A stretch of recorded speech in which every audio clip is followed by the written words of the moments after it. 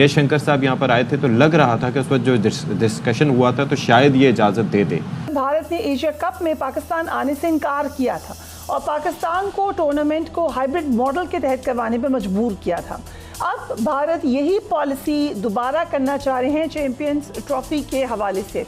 हमने अपने ग्राउंड्स वगैरह सारे रेनोवेट कर लिए और इंडिया ने ऐन मौके पे कि जब 100 दिन रह गए थे तो तब जाके आईसीसी को कहा है कि हम पाकिस्तान नहीं आएंगे बगैर किसी वजह के बताए हुए। उसका काम होता है अपनी चीजों को समय पर मुहैया कराना, फैसिलिटीज मुहैया कराना और समय पर स्टेडियम मुहैया कराना, लेकिन वो अभी तक उस काम में तो वो पीछे है। तो अगर आपको महसूस हो रहा है कि वहां पे सिक्योरिटी का खदशा है पाकिस्तान में, तो लिख के देने में क्या हर्ज है? फिर आपको फ्यूचर के खतरात हैं कि जी पाकिस्तान भी बोलेगा, कुछ ऐसा करेगा वैसा करेगा। अब पाकिस्तान की तरफ से ये कहा जा रहा है कि अगर इंडिया की टीम पाकिस्तान चैंपियंस ट्रॉफी खेलने के लिए नहीं गई तो पाकिस्तान आइंदा कभी इंडिया से कोई मैच नहीं खेलेगा।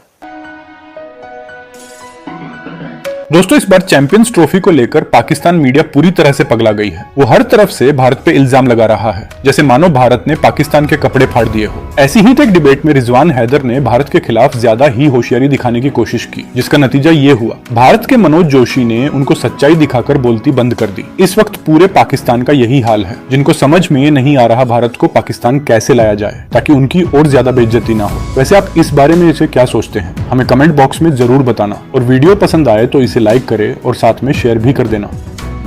तो अगर आपको मसला है पाकिस्तान में आके खेलने का, सिक्योरिटी का, तो फिर आप डंकी की चोट पे लिख के बोलें, आप जुबान से बोलें कि जी हाँ हमें मसला है पाकिस्तान में सिक्योरिटी में आने का।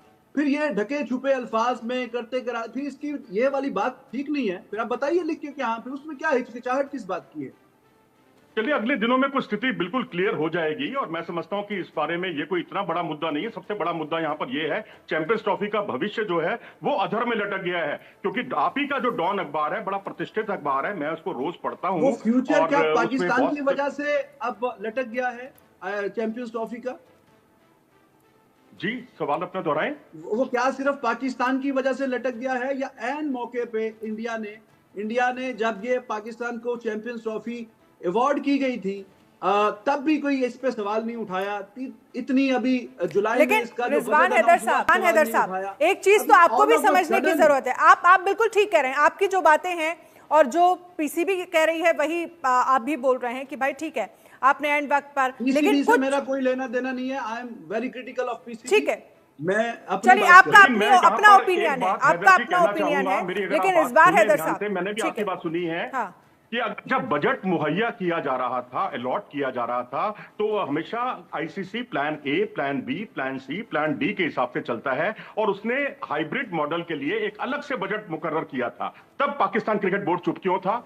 तब तो भाई आपको वो जो 1300 करोड़ रुपए वो दिखाई दे रहे थे कि 1300 करोड़ रुपए खर्च हुए हैं, उसकी भरपाई होनी चाहिए। लेकिन तब आपने इस बात का विरोध क्यों नहीं किया कि जब हाइब्रिड मॉडल के लिए जब बात हो रही थी और अलग से उसके लिए बजट मुहैया कराया गया था, तभी पाकिस्तान क्रिकेट बोर्ड को उसका विरोध करना चाहिए था। तब उन्होंने विरोध क्यों नहीं किया?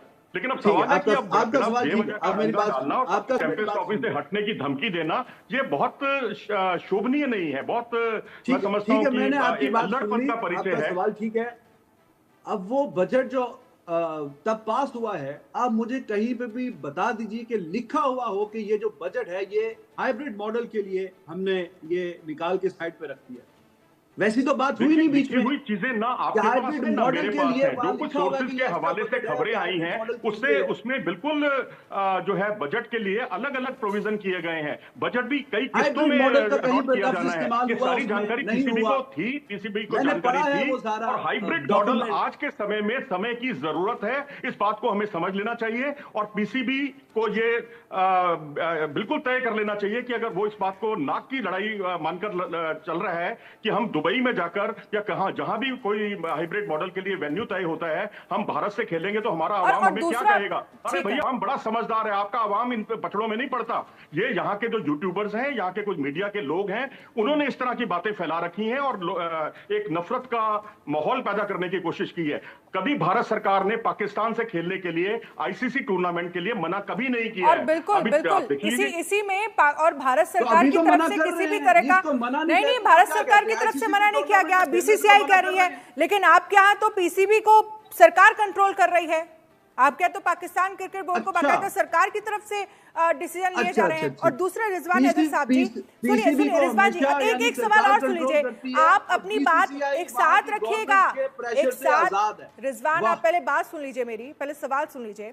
और अभी पिछले दिनों जिस तरह के हालात पाकिस्तान में बने, बलूच आर्मी, बलूच लिबरेशन किस तरह से आप लोगों के लिए, वहां के प्रशासन के लिए चुनौतियां खड़ी कर रहे हैं, कितने सारे अटैक हो रहे हैं, एक ये भी तो बड़ा मुद्दा है। और दूसरा मुद्दा ये भी सामने आया था कि पाकिस्तान क्रिकेट बोर्ड की तरफ से लेट लतीफी हो रही है, समय पे चीजें मुहैया नहीं हो पा रही हैं। मुझे लगता है कि इस पर ज्यादा मनोज जी बताएंगे आपको।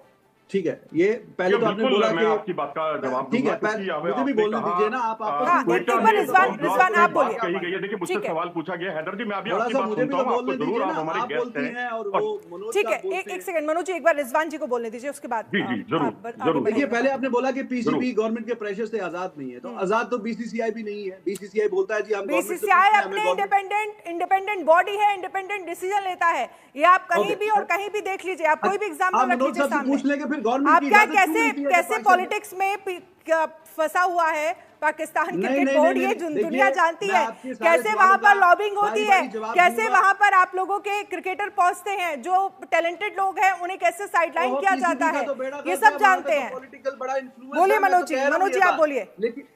जी मैं आपको यही बात कहना चाहूंगा, जो अभी बात हुई, अभी आपने क्वेटा में रेलवे स्टेशन पर जो विस्फोट हुआ उसका आपने जिक्र किया, उसके हकीकत ग्राउंड रियलिटी अब अगर आप देखेंगे तो आप एकदम चौंक जाएंगे, क्योंकि मीडिया जो वहां के एक यूट्यूबर, मैं नाम लेना नहीं चाहता कि एक ओछी बात करने वाले व्यक्ति को यहाँ इतने बड़े नेशनल मीडिया पर हम उनको प्रचारित करें, लेकिन उसने इतनी ओछी बात की है। उसने कहा कि भारत ने जो है वहां क्वेटा में बम ब्लास्ट कराए और ताकि चैंपियंस ट्रॉफी के लिए वो ये साबित कर सके कि उस तरह का माहौल बना है। और दूसरी बात उन्होंने एक और यूट्यूबर आपके ये कह रहे हैं भारत से नहीं खेलेंगे हम लोग, आपके यूट्यूबर एक ये कह रहे हैं, भाई अगर आप खुददार हैं इतने, तो 2023 में क्या करने आए थे यहाँ पर, 2016 में क्या करने आए थे, तब भी इस तरह के खुददारी की बहुत बड़े बड़े दावे किए जा रहे थे, तब आप क्यों आए थे यहाँ पर? दोनों मौकों पर आपने इस तरह की बड़ी बड़ी बातें की, लेकिन अब इस तरह की बातों का कोई मतलब नहीं। इस वर्ल्ड कप में पाकिस्तानी टीम का दौरा था जो भारत में हुआ। इस वर्ल्ड कप से कबल भारत ने एशिया कप में पाकिस्तान आने से इनकार किया था और पाकिस्तान को टूर्नामेंट को हाइब्रिड मॉडल के तहत करवाने पर मजबूर किया था। अब भारत यही पॉलिसी दोबारा करना चाह रहे हैं चैंपियंस ट्रॉफी के हवाले से। भारत ने ऐन उस मौका पर पाकिस्तान आने से इनकार किया है जब टूर्नामेंट का शेड्यूल आने जा रहा है। भारत के इनकार की वजह से आईसीसी को टूर्नामेंट का शेड्यूल भी मुलतवी करना पड़ गया है। इस बार पाकिस्तान डट गया है और आईसीसी ने ये वाजे कर दिया है कि पूरा जो टूर्नामेंट है वो होगा तो पाकिस्तान में ही होगा। पाकिस्तानी हुकूमत ने पीसीबी को भी ये हिदायत की है कि वो भारत की जगह श्रीलंका या वेस्ट इंडीज़ को टूर्नामेंट का हिस्सा बनाने की तजवीज़ दें।